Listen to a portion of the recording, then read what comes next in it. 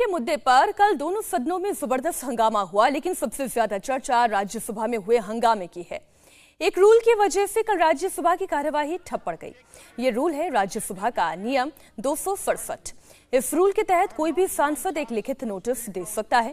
Notice देकर सभी listed मुद्दे सस्पेंड करने की मांग भी कर सकता है।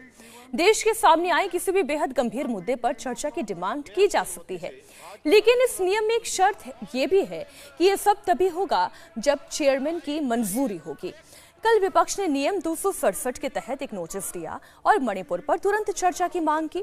जवाब में चेयरमैन ने कहा कि सरकार डिस्कशन के लिए तैयार है, लेकिन रूल 267 नहीं बल्कि रूल नंबर 176 के तहत छोटी चर्चा हो। इसी बात पर विपक्ष ने हंगामा खड़ा कर दिया और सदन की कार्यवाही दिन भर के लिए स्थगित करनी पड़ी।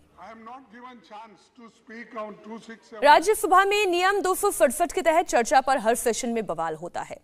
विंटर सेशन में 2 दिन के अंदर 8 नोटिस दिए गए, लेकिन चेयरमैन ने सभी नामंजूर कर दी।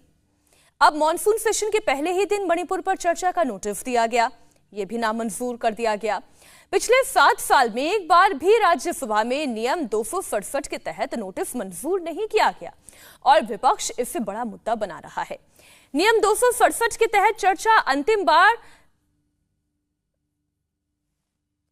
जब की गई थी तब नोटबंदी के विषय में चर्चा की गई थी और सारे काम रोककर इस विषय में चर्चा की गई थी। साल 2016 का था।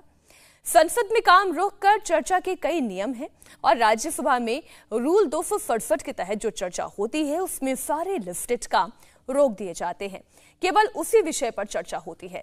रूल 167 के तहत सारे काम रोककर छोटी चर्चा की जाती है और लोकसभा में रूल 193 के तहत चर्चा होती है।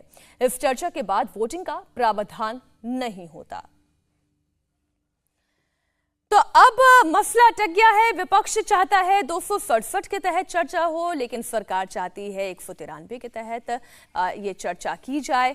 अब इसी बात पर सरकार और विपक्ष के बीच में ठनी हुई है और जनता को राज्यसभा लोकसभा में फिलहाल कोई सार्थक चर्चा सुनने को नहीं मिल पा रही है। इंडिया टीवी हर वक्त हर जगह डाउनलोड करने के लिए सर्च करें India TV news Google play store या ऐप स्टोर पर।